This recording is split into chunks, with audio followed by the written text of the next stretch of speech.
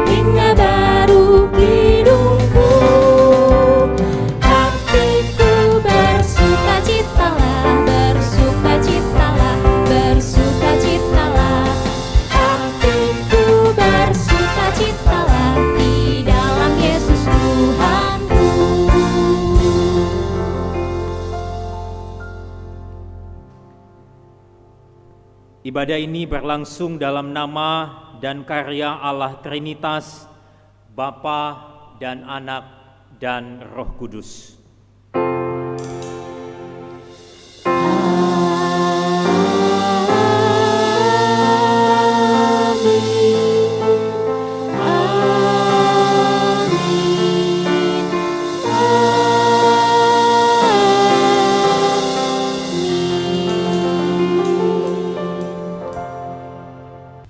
Damai Tuhan beserta saudara. Dan beserta saudara juga. Umat Allah yang terkasih, hari ini adalah hari terakhir di tahun 2020.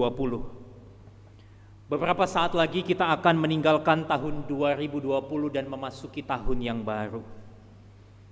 Tahun 2020 ini kita lewati dalam situasi pandemi virus corona yang menimbulkan berbagai-bagai pergumulan. Namun kita bersyukur bahwa Allah Sang Immanuel itu senantiasa menyertai kita. Ia jugalah yang akan beserta dengan kita memasuki tahun 2021.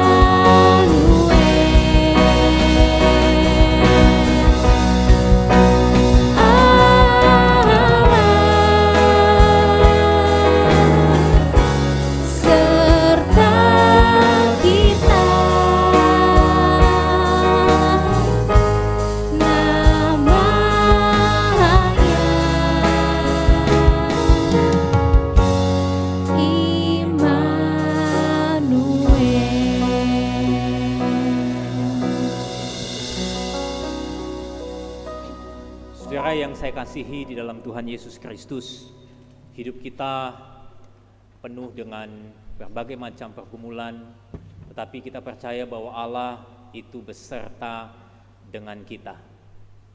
Tetapi adakah kita beserta dengan Tuhan sepanjang masa di tahun 2020 ini?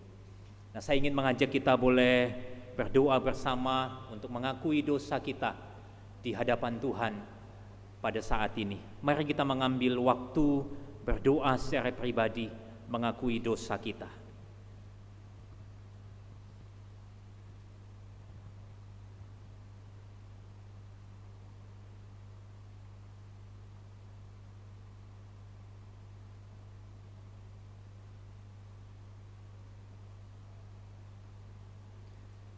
Tuhan, di tengah situasi pandemi yang kami hadapi hari ini, kami sungguh percaya bahwa Engkau Allah yang Immanuel, Allah yang menyertai kami.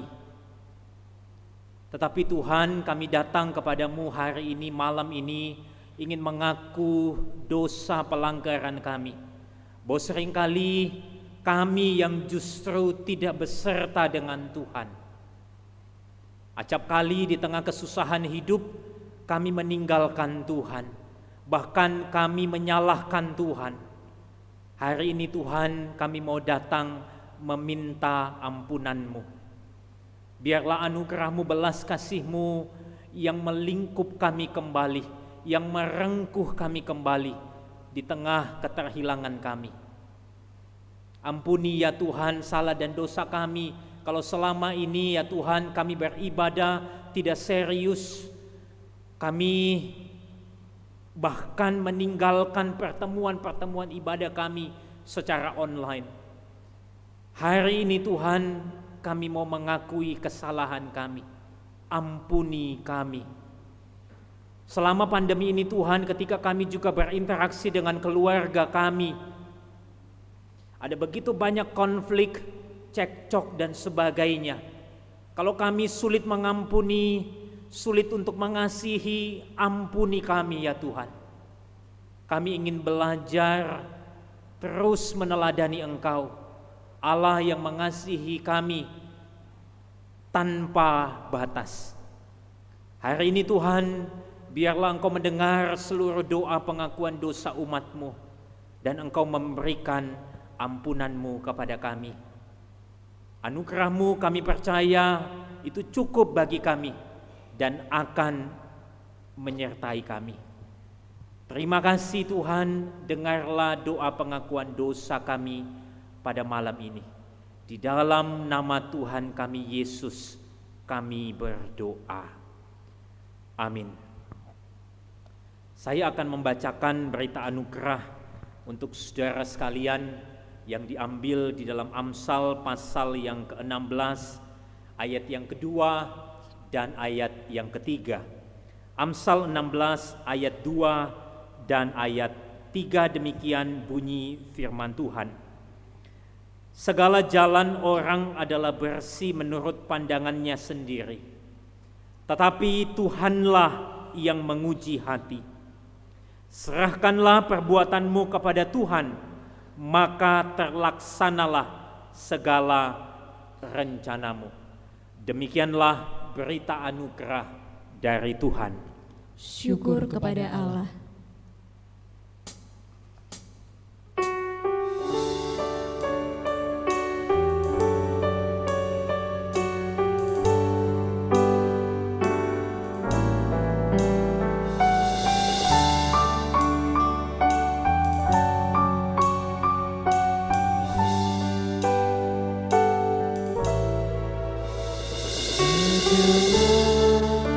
Aku menoleh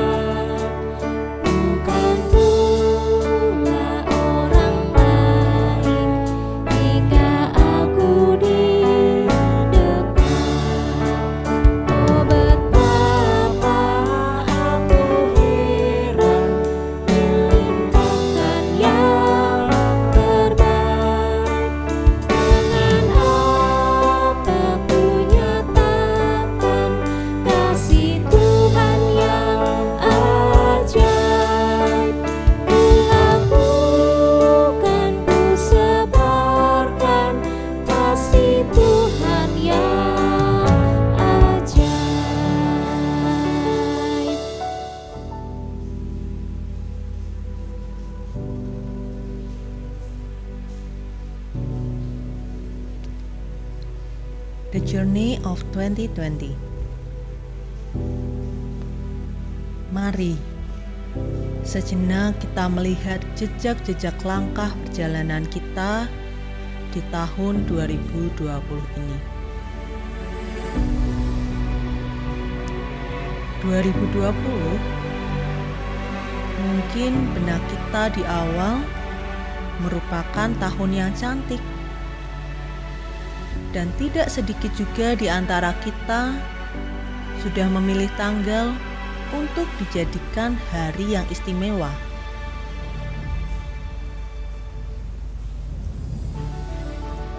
Awal tahun dilewati dengan janji baru melayaninya.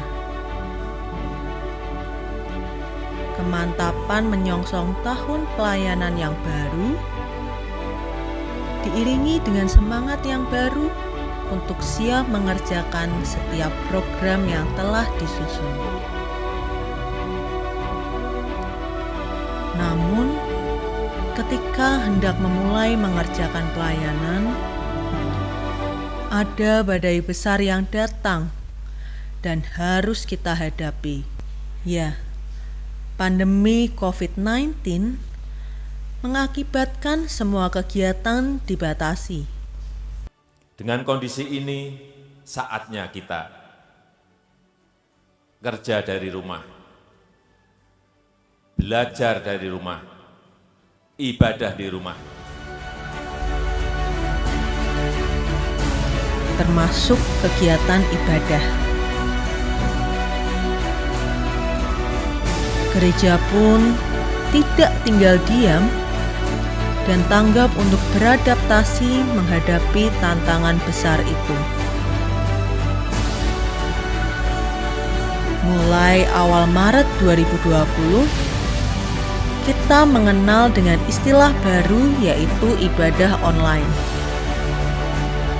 Mulai dari sekolah minggu, remaja, pemuda, bahkan ibadah umum dikemas dan ditayangkan melalui kanal YouTube maupun Zoom Meeting agar kita semua tetap bisa beribadah. Tak terasa kita sudah melewati setengah tahun dan kondisi sekitar gereja kian sulit. Gereja tidak tinggal diam dan melakukan aksi yang setidaknya meringankan sekitar untuk melewati masa-masa sulit ini. Memasuki bulan ke-10, bulan Oktober 2020, kita semua disambut dengan momen bulan keluarga. Momen hangat yang selalu ada menghiasi agenda tahunan gereja. Pastinya tidak seperti tahun-tahun sebelumnya. Kita menikmati momen bulan keluarga ini di rumah saja. Bersekutu, berdoa, dan memuji Tuhan bersama keluarga di rumah saja. Hingga tak terasa, sudah hampir di penghujung tahun, akhir November 2020, kita memasuki masa raya Natal. Dan ya, masih secara online. Pastinya, sebagian besar dari kita rindu dan berharap minimal Natal 2020 ini bisa dirayakan secara langsung di gereja secara tatap muka. Namun, penyebaran COVID-19 di awal bulan Desember yang malah melonjak di kota Semarang membuat kita juga harus memahami kondisi yang ada. Tak terasa, beberapa menit lagi 2020 akan berakhir. Telah banyak yang sudah kita lewati. Ada yang pergi dan ada juga yang datang. Ada suka dan ada juga duka. 2020 membuat kita semua belajar bersyukur bahwa Sang Immanuel terus menyertai kehidupan kita.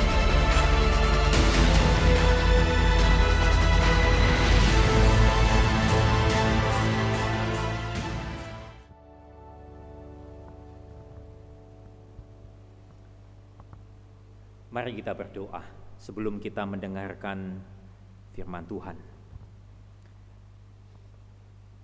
Tuhan, bukalah hati kami,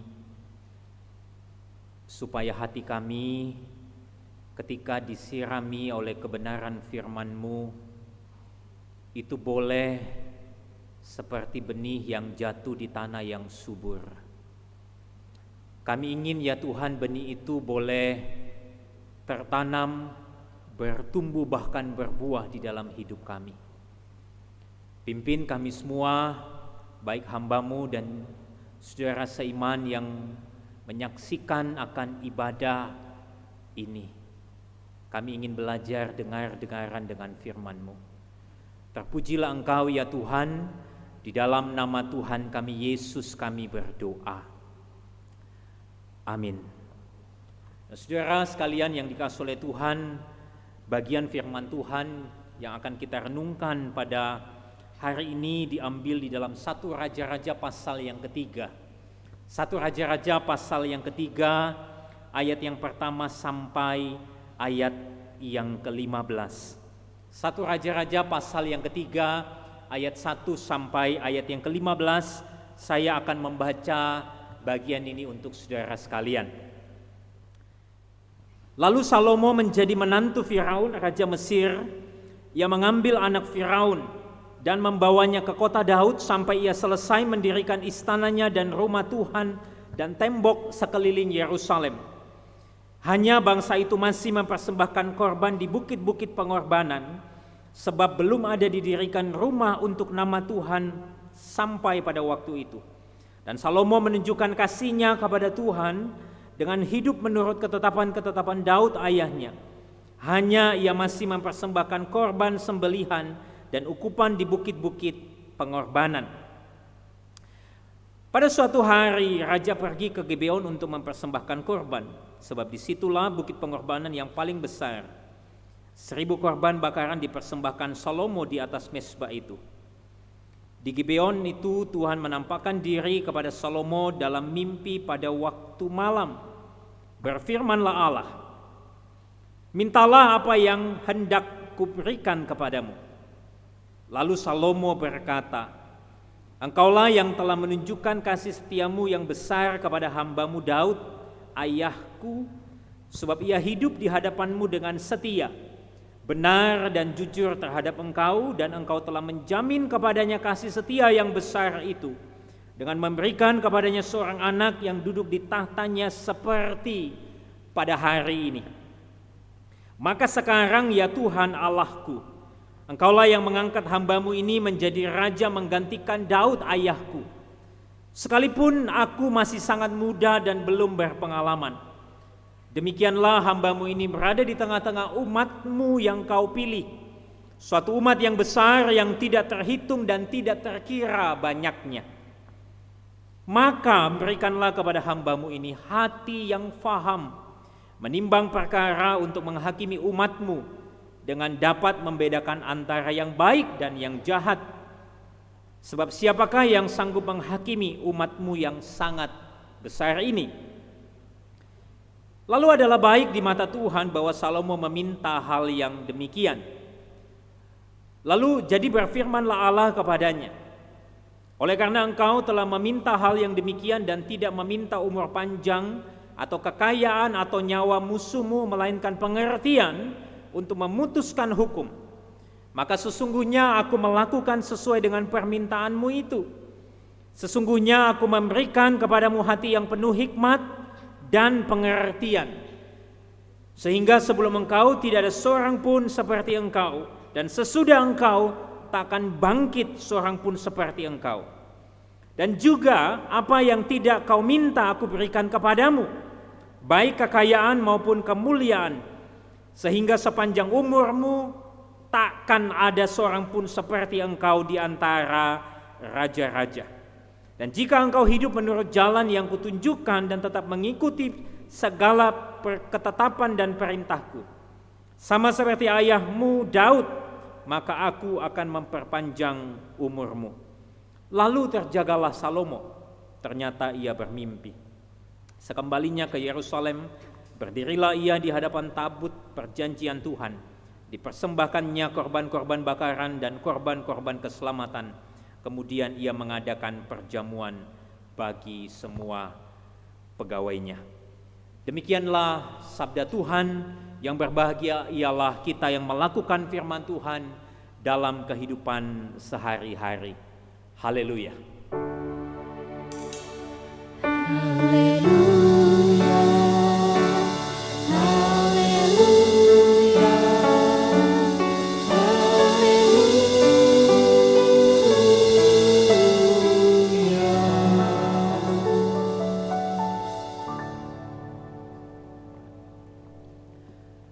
Saudara sekalian yang dikasihi oleh Tuhan, jika hidup ini kita ibaratkan dengan huruf, maka hidup itu akan berawal dari huruf B, yaitu birth, yang artinya kelahiran, dan akan berakhir dengan huruf D, yaitu death, yang artinya kematian. Nah, setiap manusia yang ada, yang hidup di dalam dunia ini akan melewati dua fase ini, kelahiran dan kematian. Tetapi saudara, di antara kedua huruf itu, B dan D, ada satu huruf yaitu huruf C, yang kepanjangannya adalah choice atau pilihan. Nah, setiap manusia yang hidup di dalam dunia ini juga pasti akan diperhadapkan dengan pilihan-pilihan. Dan terkadang saudara, pilihan-pilihan yang kita buat itu bisa benar atau bisa salah. Nah, saudara, aku bicara tentang pilihan. Di dalam bacaan kita pada hari ini kita menyaksikan tentang dua pilihan yang diambil oleh Raja Salomo. Di dalam bacaan kita hari ini kita menyaksikan tentang dua pilihan yang diambil oleh Raja Salomo. Pilihan yang pertama ini berbicara tentang persoalan pasangan hidup. Pasangan hidup. Ayat yang pertama di dalam bacaan kita, 1 Raja-Raja 3 ayat yang pertama berkata demikian. Lalu Salomo menjadi menantu Firaun, Raja Mesir. Ia mengambil anak Firaun dan membawanya ke kota Daud sampai ia selesai mendirikan istananya dan rumah Tuhan dan tembok sekeliling Yerusalem. Saudara, di sini saya setuju sekali dengan beberapa penafsir yang melihat bahwa pilihan Salomo menikahi anak dari Firaun ini adalah pilihan yang salah. Ada seorang penafsir yang mengatakan bahwa penekanan ayat ini bicara tentang relasi pernikahan. Dan anak Firaun yang dinikahi oleh Salomo kemungkinan adalah orang yang tidak percaya kepada Allah. Dan Salomo itu memilih untuk menikah dengan dia. Saudara, bicara tentang pilihan ini, Rasul Paulus di dalam 2 Korintus pasal 6 ayat 14 sudah menyatakan demikian, bahwa janganlah kamu itu merupakan pasangan yang tidak seimbang dengan orang-orang yang tidak percaya. Sebab persamaan apakah terdapat antara kebenaran dan kedurhakaan? Atau bagaimanakah terang dapat bersatu dengan gelap? Saudara, juga dengan kitab Ulangan, senada dengan hal ini Tuhan sebetulnya sudah menyatakan hal ini kepada bangsa Israel. Ketika mereka akan memasuki tanah Kanaan, Tuhan berfirman di dalam Ulangan 7 ayat 3 dan 4 demikian. Janganlah engkau kawin-mengawin dengan mereka. Mereka ini siapa? Mereka ini adalah orang-orang yang ada di tanah Kanaan. Anakmu perempuan janganlah kau berikan kepada anak-anak lelaki mereka, ataupun anak perempuan mereka jangan kau ambil bagi anakmu laki-laki. Sebab mereka akan membuat anakmu laki-laki menyimpang daripadaku, sehingga beribadah kepada Allah lain. Nah, saudara yang dikasihi oleh Tuhan, bagian ini dengan sangat jelas memperlihatkan tentang adanya relasi pernikahan dengan penyembahan berhala. Dan kalau kita menilik kehidupan Salomo, kita baca di pasal-pasal selanjutnya di dalam 1 Raja-Raja pasal yang ke-11 secara khusus, maka di sana kita menemukan bagaimana Salomo akhirnya jatuh kepada jalan penyembahan berhala. Nah, saudaraku yang dikasihi oleh Tuhan, biarlah ini menjadi sebuah tanda awas, khususnya bagi kalian kaum muda yang sedang menjalani relasi berpacaran atau sedang mencari pasangan hidup. Saya ingin mengingatkan kalian bahwa sesungguhnya tujuan tertinggi di dalam pernikahan itu adalah kemuliaan Allah, bukan tentang kebahagiaan diri. Jadi ketika kalian mencari pasangan hidup, maka ingatlah satu prinsip ini. Prinsip kebenaran firman Tuhan harus mendahului perasaan kita. Prinsip kebenaran firman Tuhan itu harus mendahului perasaan kita. Nah, selanjutnya saudara, kalau kita mencermati bacaan kita hari ini, maka ada dugaan yang lain bahwa Salomo menikah dengan anak Firaun. Ini berbicara tentang persoalan aliansi atau persekutuan antara dua bangsa. Ada seorang yang mengatakan demikian, Salomo kemungkinan menikah dengan anak Firaun untuk menjaga kerukunan dua bangsa ini dengan cara pernikahan yang demikian. Saudara, pada zaman itu ini sesuatu yang lazim. Relasi persahabatan antara negara yang satu dengan negara yang lain itu diikat dengan sebuah ikatan pernikahan. Misalnya ketika pangeran negara A itu menikah dengan putri dari negara B.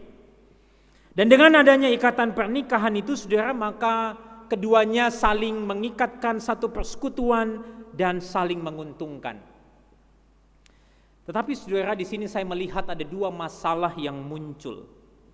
Masalah yang pertama adalah sesungguhnya Allah ingin supaya umatnya itu mempercayai Dia sebagai satu-satunya Allah yang sanggup memberikan damai, kesejahteraan, ketentraman kepada umat Tuhan. Bukan yang lain. Allah ingin supaya umat Tuhan itu mempercayai Dia sebagai satu-satunya Allah yang sanggup memberi damai kepada mereka. Dalam kitab Yesaya, saudara, pernah dikatakan demikian. Yesaya pasal 31 ayat yang ke-1. Yesaya 31 ayat yang pertama saya bacakan untuk saudara sekalian.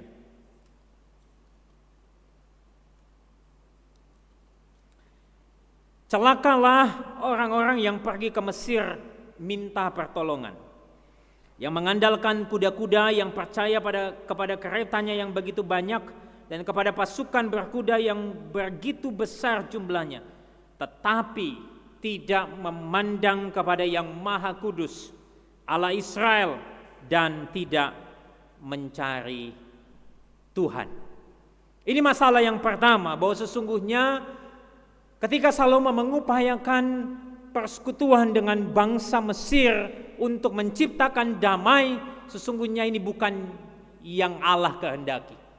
Yang Allah kehendaki adalah umat Tuhan datang hanya kepada Tuhan, mencari Tuhan, menginginkan Tuhan. Supaya apa? Supaya Tuhan itu mendatangkan sejahtera kepada umat Tuhan. Masalah yang kedua, saudara, sebetulnya bangsa Israel di dalam catatan Alkitab seringkali punya konotasi yang negatif.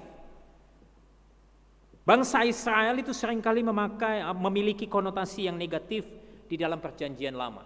Nah, saudara nanti bisa baca di rumah Yehezkiel pasal 29 ayat yang ke-13 sampai ayat yang ke-16. Yehezkiel 29 ayat 13 dan 16. Jadi konotasi tentang bangsa Mesir ini sudah negatif. Tetapi kitab Raja-Raja mengatakan di awal kisah ini Salomo kemudian menikah dengan putri Firaun. Dan yang menarik saudara bagi saya ketika saya membaca Alkitab di dalam Ulangan pasal 17 ya. Saya akan membaca bagian ini untuk saudara, Ulangan pasal 17 ayat yang ke-14 sampai ayat yang ke-20. LAI memberi judul Hukum tentang Raja.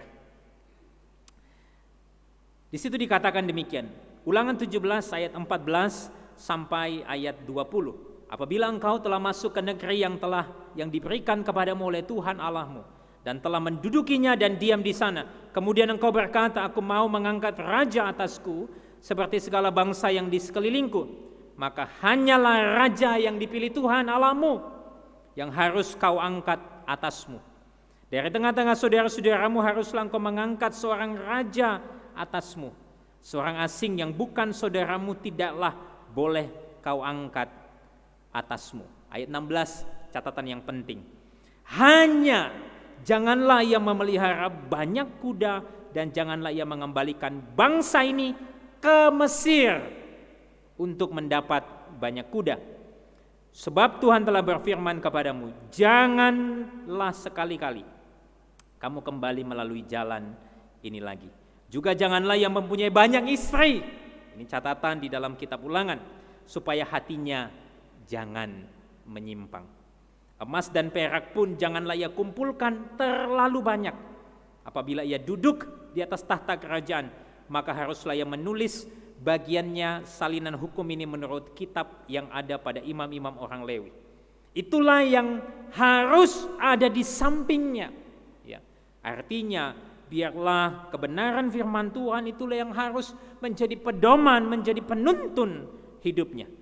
Lalu dikatakan dan haruslah yang membacanya seumur hidupnya untuk belajar takut akan Tuhan Allahnya dengan berpegang pada segala isi hukum dan ketetapan ini untuk dilakukannya. Ayat 20, supaya jangan ia tinggi hati terhadap saudara-saudaranya, supaya jangan ia menyimpang dari perintah itu ke kanan atau ke kiri, agar lama ia memerintah ia dan anak-anaknya di tengah-tengah orang Israel.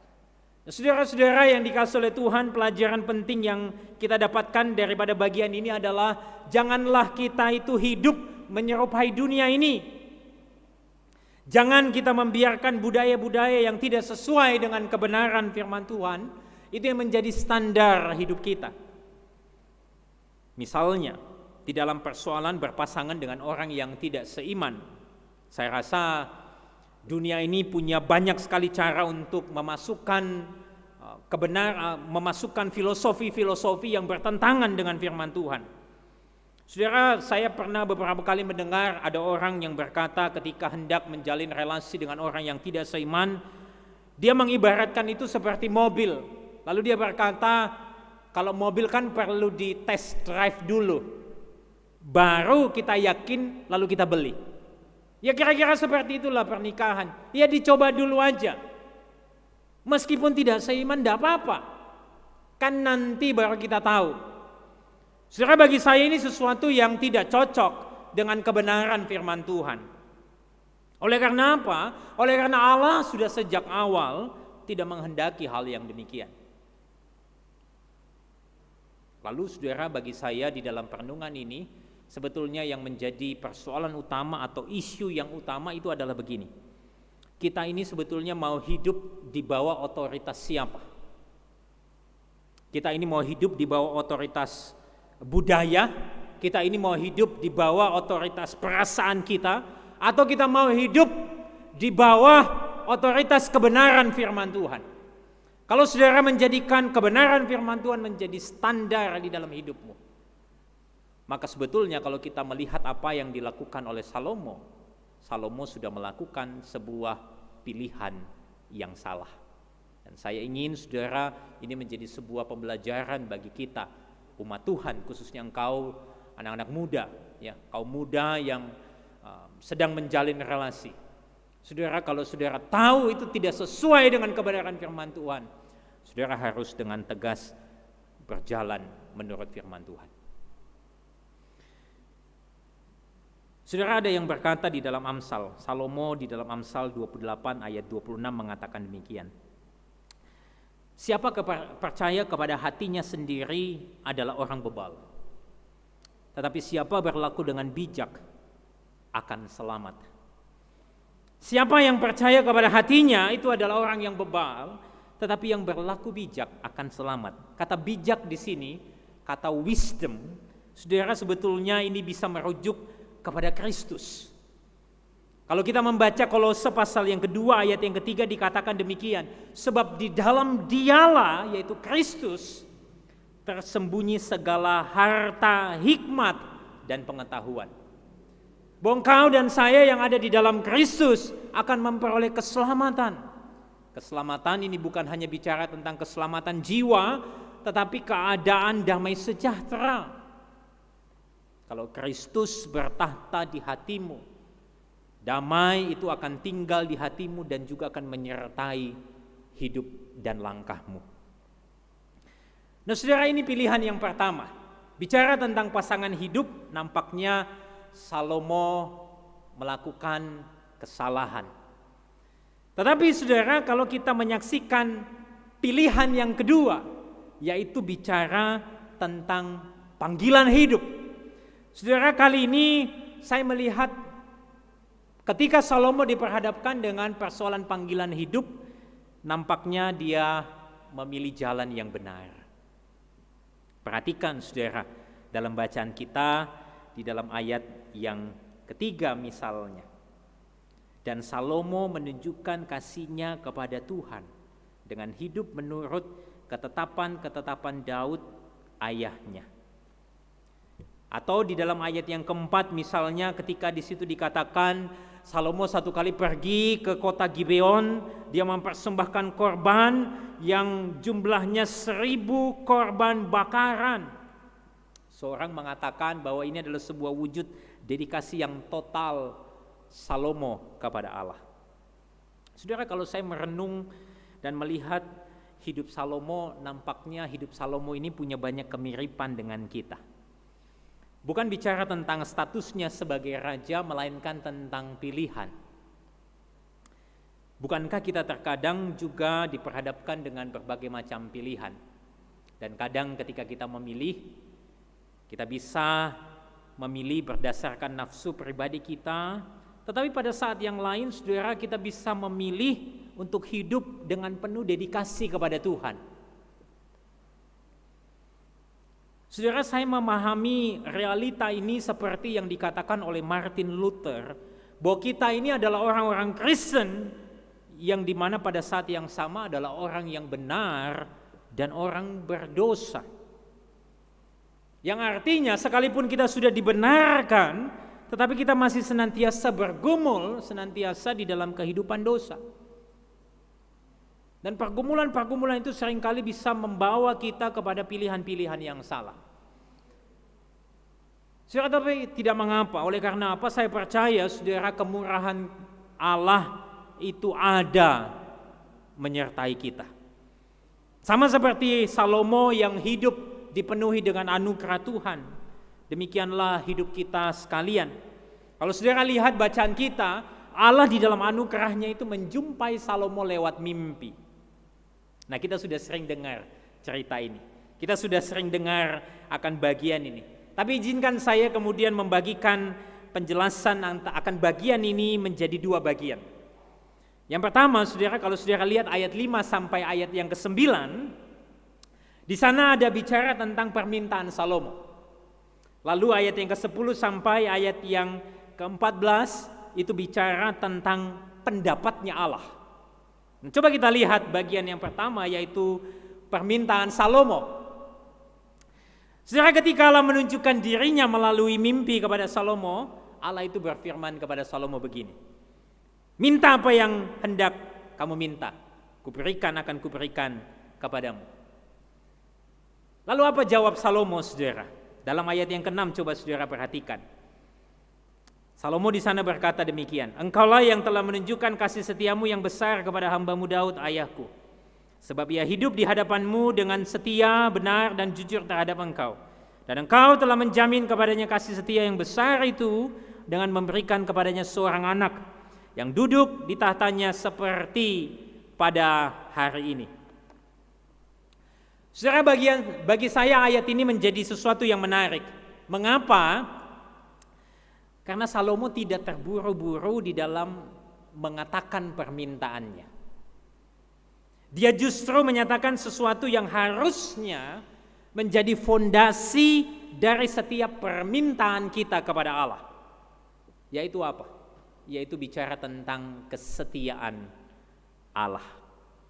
Salomo di sini menyatakan kesetiaan Allah yang sudah dinyatakan kepada Daud ayahnya dan juga kepada dirinya. Maka dari itu saudara, sebuah hal yang praktis bagi saya yang bisa kita ambil dari bagian ini adalah begini. Kalau kita mau datang kepada Tuhan di dalam doa, maka pertama-tama datanglah dengan sebuah ucapan syukur atas kesetiaan Tuhan. Jangan terburu-buru untuk meminta sesuatu. Jangan tergesa-gesa untuk meminta kepada Allah. Tetapi biarlah saudara memberikan waktu untuk merenungkan akan kesetiaan Tuhan. Memberikan waktu untuk merenungkan akan kebaikan Tuhan. Dan saya rasa kalau kita bisa mengakhiri tahun ini, maka hal yang pertama-tama perlu kita nyatakan di dalam doa bukanlah sebuah permohonan atau permintaan, tetapi marilah kita datang kepada Tuhan dengan sebuah ucapan syukur akan kesetiaan, kebaikan Tuhan yang sudah Tuhan nyatakan di masa lampau dan sampai hari ini. Lalu saudara, ayat yang ke-7. Di sana Salomo mengatakan demikian.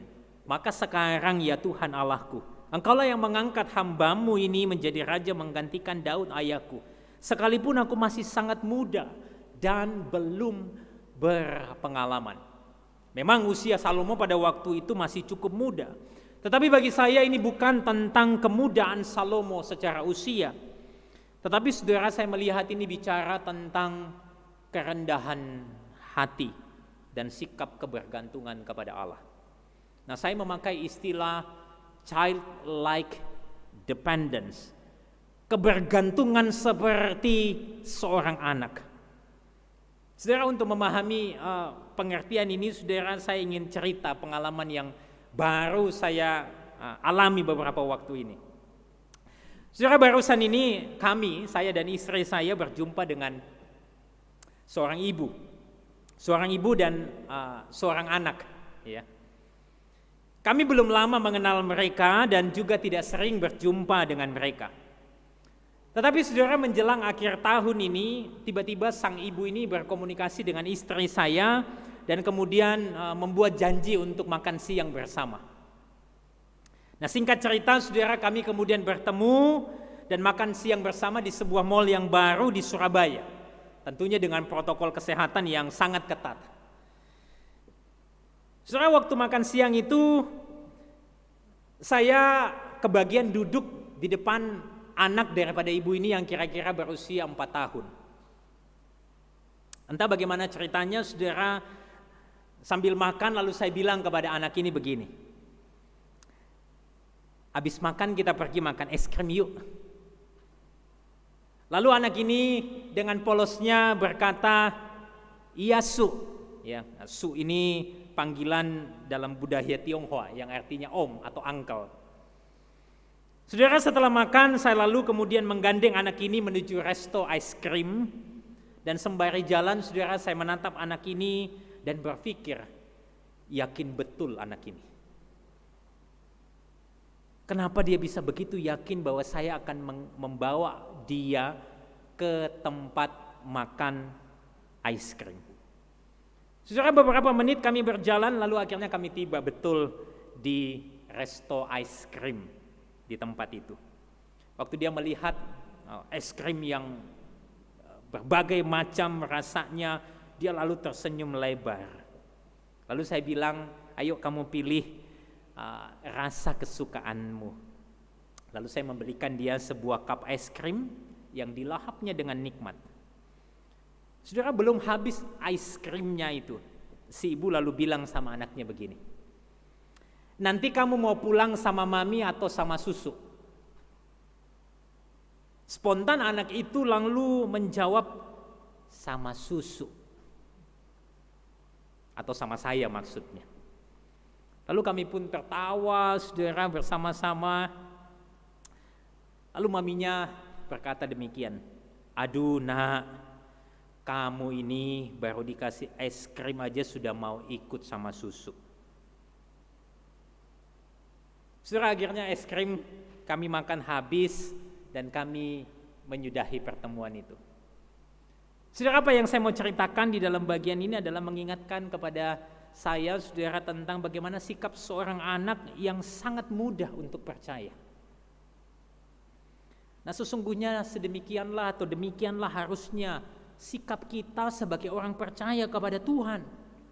Kebergantungan kita, rasa percaya kita itu harusnya seperti seorang anak. Kita tahu di dalam firman bahwa Dia adalah Allah Bapa yang baik. Dia sanggup menyediakan yang baik, Dia merancang yang baik dalam hidup kita. Nah, pertanyaannya adalah, percayakah saudara akan hal ini? Di tengah situasi yang seperti ini saya rasa kita mungkin bergumul. Tapi firman Tuhan hari ini mengingatkan saya dan saudara, marilah kita berlaku seperti seorang anak yang percaya dengan sungguh kepada Allah yang baik. Yesus satu kali juga pernah bersabda di dalam Matius pasal 7 ayat 7 sampai 11 yang kira-kira bunyinya begini, kamu minta akan kuberikan kepadamu, cari kamu mendapatkan, ketok maka pintu dibukakan. Kalau yang jahat saja bisa beri yang baik, masakan Bapamu tidak? Saudara, setelah Salomo itu datang dengan kerendahan hati dan kebergantungan kepada Allah, lalu dia meminta kepada Allah. Ayat yang ke-9. Lalu Salomo berkata, maka berikanlah kepada hamba-Mu ini hati yang faham menimbang perkara untuk menghakimi umat-Mu, dengan dapat membedakan antara yang baik dan yang jahat. Sebab siapakah yang sanggup menghakimi umat-Mu yang sangat besar ini? Saudara, pada umumnya kita memahami bagian ini bahwa Salomo meminta hikmat. Tapi saudara, saya memahami ini dengan cara pandang yang lain. Di bagian ini saudara, ketika Salomo berkata, berikanlah kepada hamba-Mu ini hati yang faham untuk menimbang perkara, saudara, di dalam bahasa Ibraninya sebetulnya dipakai sebuah kata yang bisa kita terjemahkan dengan hati yang mendengar, a hearing heart. Sebuah sikap hati yang bukan hanya mendengar tetapi juga mau menaati. Jadi hati yang faham untuk menimbang itu sebetulnya literalnya diterjemahkan, berikanlah kepada hamba-Mu ini hati yang mau mendengar dan taat kepada apa yang Engkau kehendaki. Jadi saudara, kalau kita mau artikan bagian ini, a hearing heart itu selalu harus disikapi, disertai dengan an obedient heart. Hati yang mendengar itu selalu diresponi dengan ketaatan. Jadi kalau saya bisa sederhanakan bagian ini, sebetulnya Salomo meminta kepada Tuhan supaya dia memiliki hati yang mampu mendengar suara Tuhan dan mau taat melakukan apa yang Tuhan mau. Nah, saya rasa saudara, ini jugalah yang harus kita minta di dalam doa kita kepada Tuhan di dalam memulai tahun yang baru. Datang kepada Tuhan dengan kerendahan hati dan sikap bergantung kepada Dia. Lalu minta supaya saudara punya hati yang mampu mendengar suara Tuhan dan mau taat terhadap suaranya. Saya rasa saudara, duet antara kerendahan hati dan mendengar suara Tuhan adalah duet yang tidak terpisahkan. Orang yang tinggi hati tidak akan mau belajar mendengarkan. Dia akan selalu merasa paling tahu dan tidak perlu dikasih tahu. Tapi orang yang rendah hati akan selalu membuka telinga, pikiran, dan hatinya untuk dikoreksi dan diisi dengan kebenaran. Sehingga apa? Sehingga hidupnya bisa diarahkan oleh Tuhan. Jadi saudara, ketika kita mengakhiri dan memulai tahun yang baru, sebelum kita meminta ini dan itu, bagian ini mengajarkan kita untuk apa? Untuk datang mengingat kebaikan Tuhan, mengingat kesetiaan Tuhan, datang dengan kerendahan hati kepada Tuhan, nyatakan sikap kebergantungan kepada Tuhan. Dan saudara mintalah satu hal. Hal yang pertama yang boleh saudara minta adalah supaya Tuhan bisa berbicara kepada saudara. Saudara bisa mendengar suara Tuhan dan saudara bisa taat melakukannya. Saudara, tahun 2021 entah apa yang terjadi. Tapi yang saya percaya saudara, ketika kita berada di dalam tuntunan Tuhan, Allah kita Allah yang baik. Dia akan merancangkan segala sesuatu yang baik di dalam segala yang terjadi hidup kita ini. Itu sebabnya Tuhan, saudara, biarlah saudara boleh sungguh-sungguh datang kepada Tuhan, doa sungguh-sungguh kepada Tuhan, bersyukur akan kebaikan Tuhan, kesetiaan Tuhan. Saudara datang dengan kerendahan hati mau bergantung kepada Tuhan dan minta satu hal, supaya saudara punya hati yang mendengar dan mau taat kepada firman-Nya. Saudara, setelah Salomo meminta, tibalah saatnya Allah berpendapat. Pendapat Allah di dalam ayat 10 sampai ayat yang ke-14. Saudara, dikatakan, jadi berfirmanlah Allah, oleh karena engkau meminta hal yang demikian dan tidak meminta umur panjang atau kekayaan dan seterusnya, maka Allah kemudian mengabulkan doa Salomo. Bahkan dikatakan saudara, sebelum Salomo tidak ada seorang pun seperti dia, dan sesudahnya juga tidak ada yang seperti dia. Saudara, bagian ini bagi saya mengekspos sebuah kebenaran yang sangat indah. Bahwa apa? Bahwa Allah akan menjawab doa daripada orang yang tidak self-centered. Allah akan menjawab doa daripada orang yang tidak egois. Salomo tidak meminta kekayaan, tidak meminta apapun juga, tapi dia minta hikmat supaya apa? Bisa berguna bagi umat Tuhan.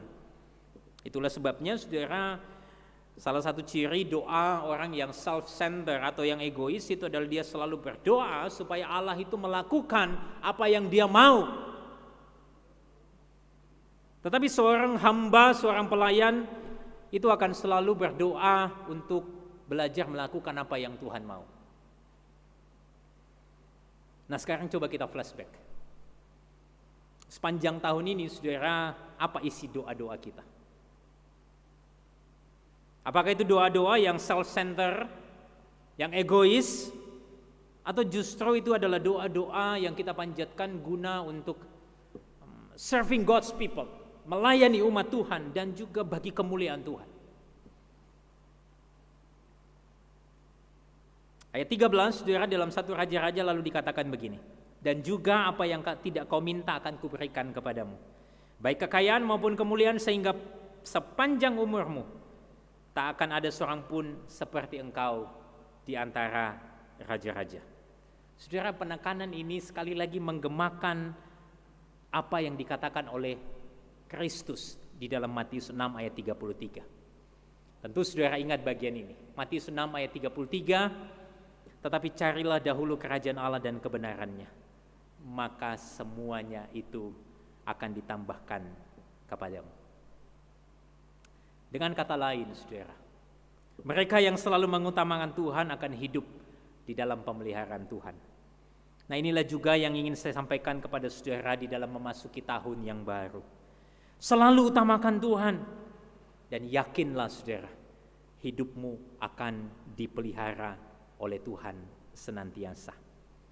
Hidup yang mengutamakan Tuhan di dalam bacaan kita itu terpatri. Lewat apa? Lewat menuruti jalan Tuhan, ketetapan Tuhan, dan sebagaimana yang Tuhan inginkan. Ayat 14 katakan, kalau engkau hidup menurut jalan yang kutunjukkan dan tetap mengikuti segala ketetapan dan perintahku, sama seperti ayahmu Daud, maka aku akan memperpanjang umurmu. Lalu ayat 15 saudara, dikatakan Salomo terjaga dari mimpinya. Lalu dia segera pergi ke Yerusalem dan mempersembahkan korban bakaran dan korban-korban keselamatan di sana.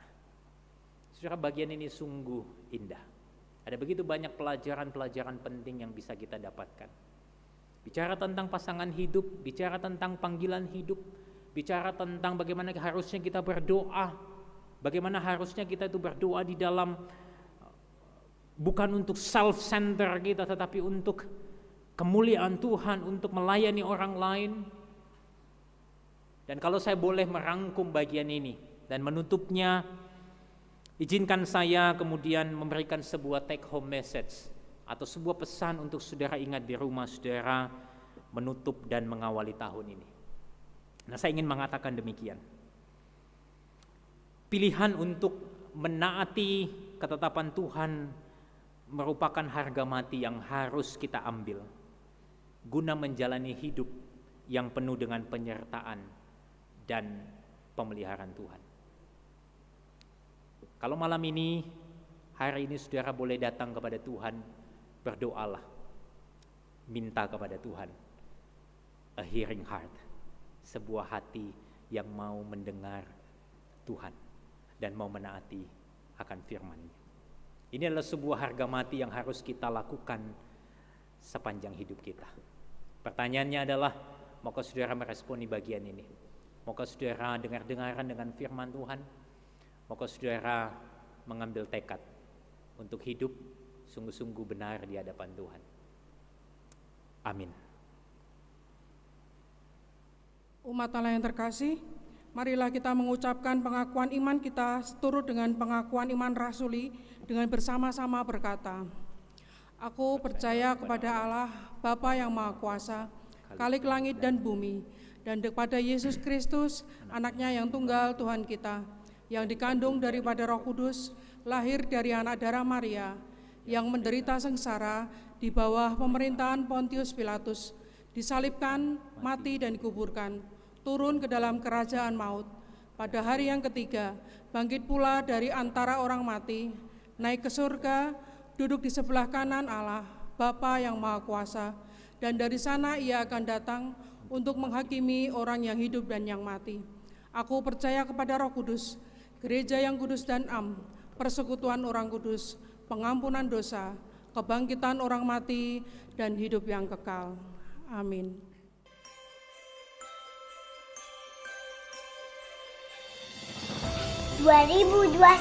Aku sekolah minggu lagi. 2021 Corona hilang. 2021 Covid menghilang. Yeay! 2021 masuk sekolah lagi. Yeay! 2021 sekolah rambut di gereja lagi. Yeay! 2021 tahun penuh kemenangan. Tuhan beserta kita. 2021 tetap semangat dan tetap survive. Semoga 2021 kita bisa beraktivitas normal lagi. 2021 semoga semua target yang tertunda di tahun kemarin dapat tercapai.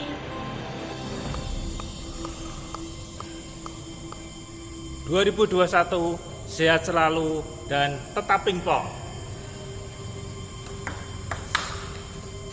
2021 Tuhan pakai hidupku dan keluargaku untuk kemuliaan nama-Mu.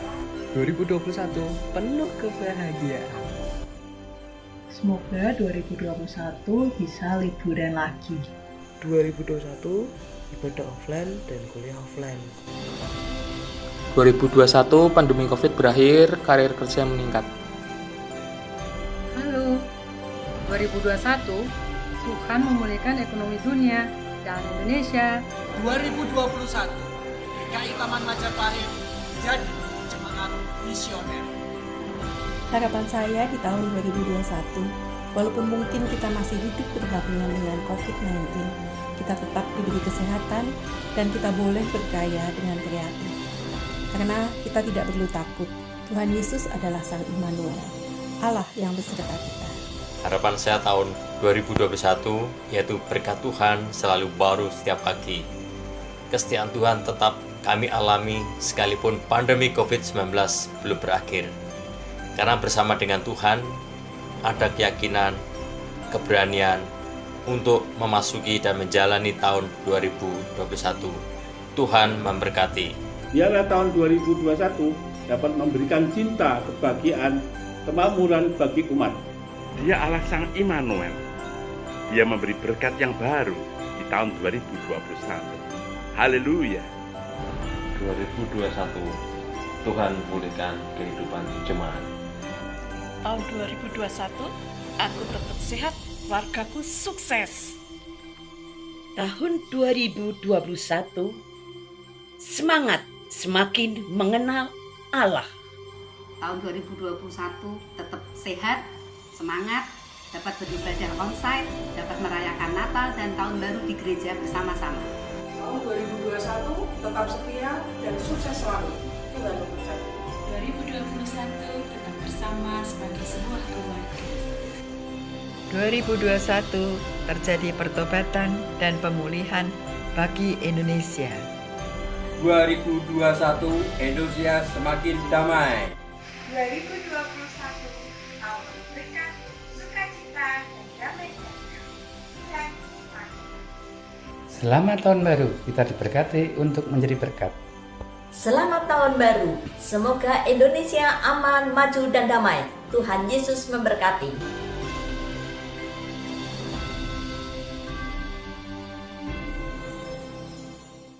Mari saudara, kita bersama-sama berdoa dan saya akan memimpin saudara di dalam doa. Tuhan, kami bersyukur akan kebaikan dan kesetiaan-Mu di dalam hidup kami.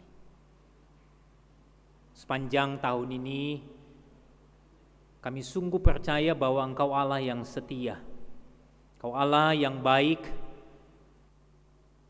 Engkau Allah yang sudah berjanji akan menyertai kami di dalam kondisi apapun, bahkan di dalam lembah kekelaman yang kami hadapi, Engkau ada bersama dengan kami.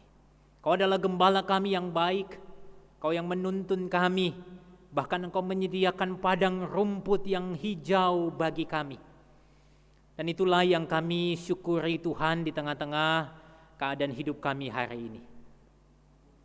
Tuhan, hamba-Mu ingin berdoa biarlah umat Tuhan di mana-mana tempat, khususnya di dalam gereja-Mu ini, boleh terus menaikkan syukur akan kebaikan dan kesetiaan Tuhan.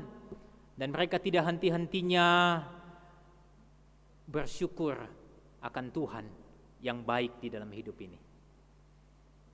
Tuhan, kami juga mau berdoa ya Tuhan, buat jemaat-Mu, umat Tuhan di mana-mana tempat, yang hari ini bergumul dengan sakit penyakit, entah karena terinfeksi virus corona ataupun tidak, atau mungkin yang bergumul dengan keadaan yang stres, yang depresi.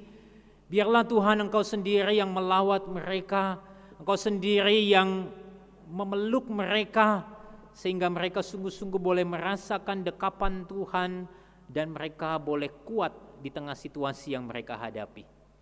Hamba-Mu sadar ini bukan situasi yang mudah, tapi kami percaya bersama dengan Tuhan kami bisa melewati situasi ini. Tuhan, hamba-Mu juga berdoa untuk ibadah-ibadah gereja di mana-mana tempat yang sedang berlangsung saat ini. Ibadah tutup tahun, ibadah awal tahun, biarlah sungguh ya Tuhan kami boleh mengintrospeksi diri kami.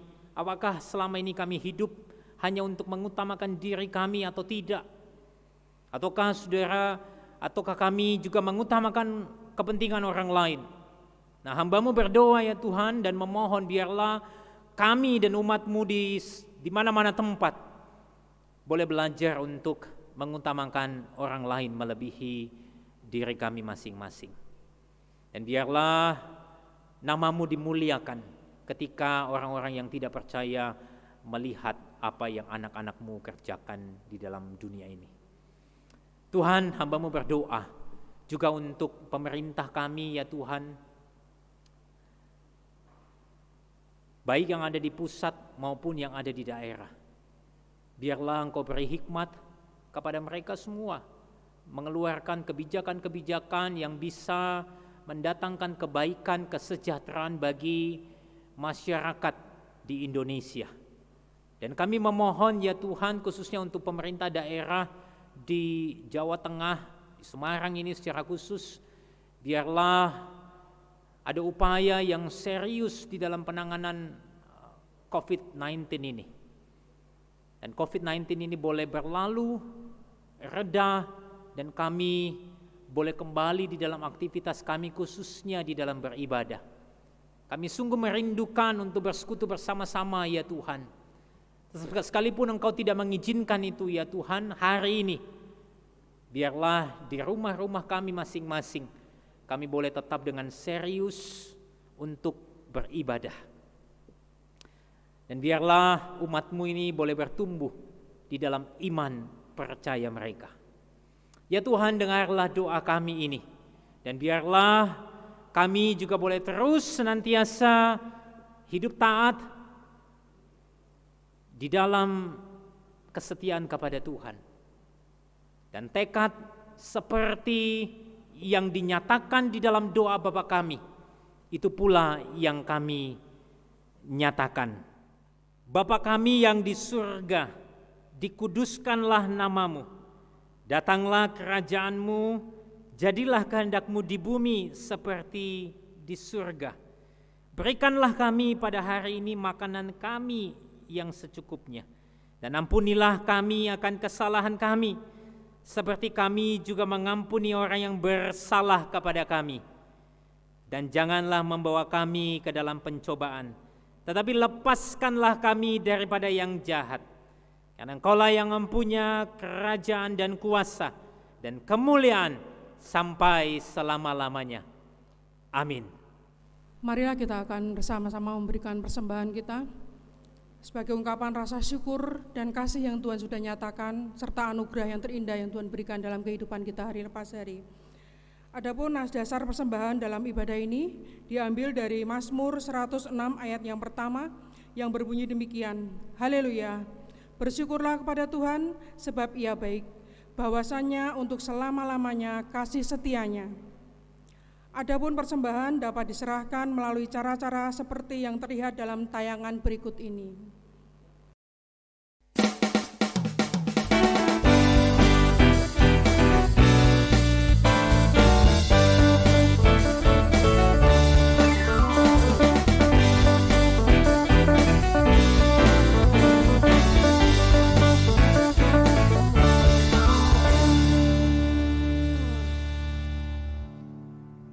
Tuhan memberkati.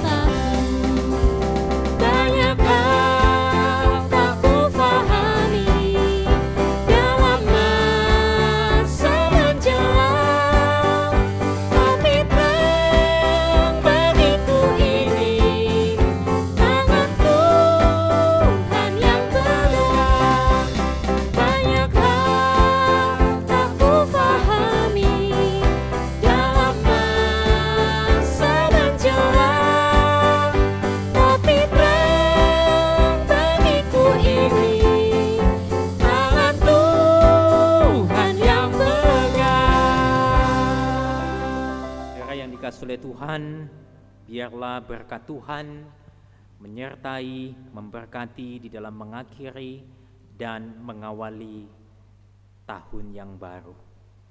Tuhan memberkati dan melindungi kita. Tuhan menyinari kita dengan wajah-Nya dan memberi kita kasih karunia. Tuhan menghadapkan wajah-Nya kepada kita dan memberi kita damai sejahtera mulai hari ini sampai selama-lamanya. Amin.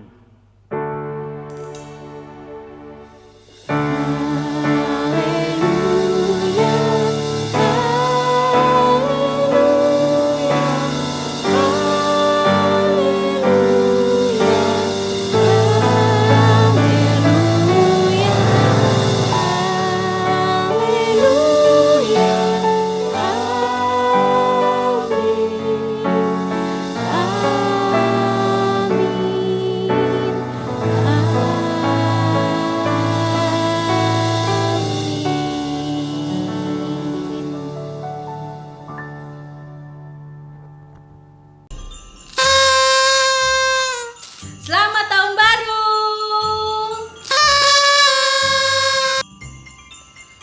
Selamat tahun baru.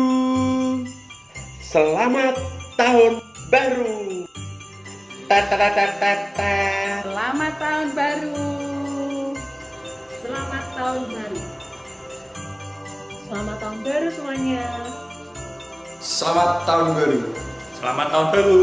Yes. Selamat tahun baru. Selamat tahun baru. Selamat tahun baru. Selamat tahun baru. Tuhan memberkati. Selamat tahun baru. Tuhan Yesus memberkati.